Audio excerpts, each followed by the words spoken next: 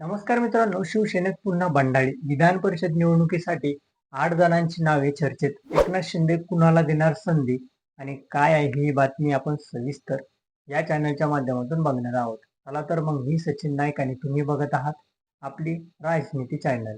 महाराष्ट्रात विधान परिषदेच्या 9 जागांसाठी निवडणूक जाहीर होताच राज्यातील राजकीय हालचालींना वेग आला आहे. यामध्ये 9 जागांसाठी नियमित निवडणूक होणार असून एका जागांसाठी पोटनिवडणूक होणार आहे. महायुतीच्या वाटेला आलेल्या 9 जागांपैकी 2 जागा एकनाथ शिंदे यांच्या शिवसेनेला मिळण्याची शक्यता आहे. मात्र या दोन्ही जागांवरून शिंदे गटात अंतर्गत मतभेद उफाळून आल्याचं चित्र दिसत आहे. शिंदे गटाकडून विधान परिषदेसाठी 8 जणांची नावे चर्चेत आहेत. यातील नीलम गोरे, रवींद्र फाटक, संजय मोरे, किरण पावसकर, शीतल म्हात्रे, शायना एनसी, दीपक सावंत आणि बच्चू कडू यांचा समावेश आहे. यापैकी नीलम गोरे आणि बच्चू कडू यांची नावे आघाडीवर असल्याचं मानलं जात आहे. गोरे या सध्या विधान परिषदेच्या उपसभापती आहेत, तर बच्चू कडू यांनी अलीकडेच एकनाथ शिंदे यांची भेट घेतल्याने त्यांच्या उमेदवारीला बळ मिळाल्याचं संकेत मिळत आहेत. मात्र या दोन्ही नावांवर शिंदे गटातील काही नेत्यांनी नाराजगी व्यक्त केली आहे. पक्षात नवीन चेहऱ्यांना संधी द्या अशी मागणी पुढे येत आहे.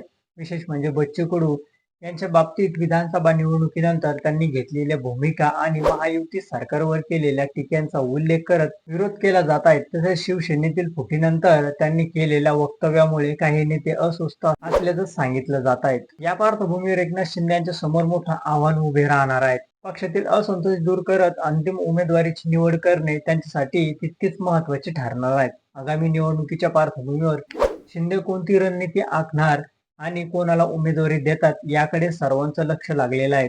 एकूणच विधान परिषद निवडणुकीच्या तोंडावर शिंदे गटात निर्माण झालेला अंतर्गत खळबळ महायुतीच्या राजकारणावरील परिणाम करू शकतो अशी चर्चा राजकीय वर्तुळात रंगू लागली आहे. तर तुम्हाला काय वाटतं हे आमच्या चॅनलच्या कमेंट बॉक्समध्ये नक्की कळवा आणि व्हिडिओ आवडला असेल तर चॅनलला लाईक आणि सबस्क्राईब करा. धन्यवाद.